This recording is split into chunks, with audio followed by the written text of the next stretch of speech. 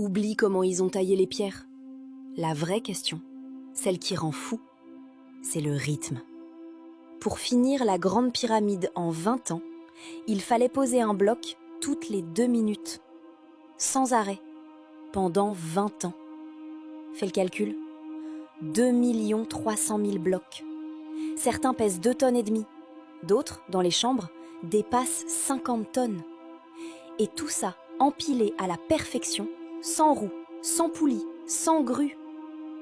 Le problème n'est pas de soulever une pierre, c'est de le faire 2 millions de fois en flux continu, sans jamais bloquer le chantier. C'est un problème de logistique pure. Et c'est ça, le vrai génie. D'abord, extraire. Dans la carrière, les ouvriers creusaient autour du bloc, puis enfonçaient des coins de bois dans la roche.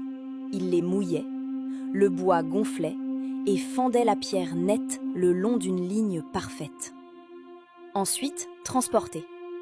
Et voici une découverte récente. Sur les murs d'une tombe, un dessin montre des hommes tirant un bloc sur un traîneau. Et devant, quelqu'un verse de l'eau sur le sable. Ce n'était pas un rituel, c'était de la physique. Le sable sec forme des bourrelets devant le traîneau. Mais un sable légèrement humide devient ferme et glissant. L'eau réduisait la friction de moitié. 2 fois moins d'hommes pour tirer. Mais le vrai casse-tête, c'est la hauteur.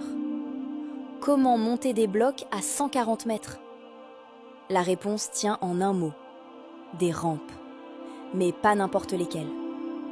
Une rampe droite serait devenue trop longue, plus longue que la pyramide elle-même. Alors ils ont sûrement utilisé des rampes en spirale qui montaient autour de la pyramide, ou des rampes internes cachées dans la structure. Et en 2013, une preuve. Dans une carrière, on a trouvé un système de rampes avec des trous pour des poteaux. Des poteaux servant de point d'appui pour tirer les blocs vers le haut avec des cordes, comme un palan géant. Mais rien de tout ça ne marche sans l'arme secrète des Égyptiens, l'organisation. On sait aujourd'hui que les bâtisseurs n'étaient pas des esclaves. C'étaient des ouvriers payés, nourris, logés, organisés en équipe. Des milliers d'hommes, divisés en groupes portant des noms, en compétition. Une chaîne humaine parfaitement coordonnée, capable de poser un bloc toutes les 2 minutes sans jamais s'arrêter. C'est ça, le vrai exploit. La pyramide n'est pas un mystère de magie, c'est un mystère d'organisation. La preuve qu'il y a 4500 ans, des humains pouvaient gérer un chantier plus complexe que beaucoup d'aujourd'hui.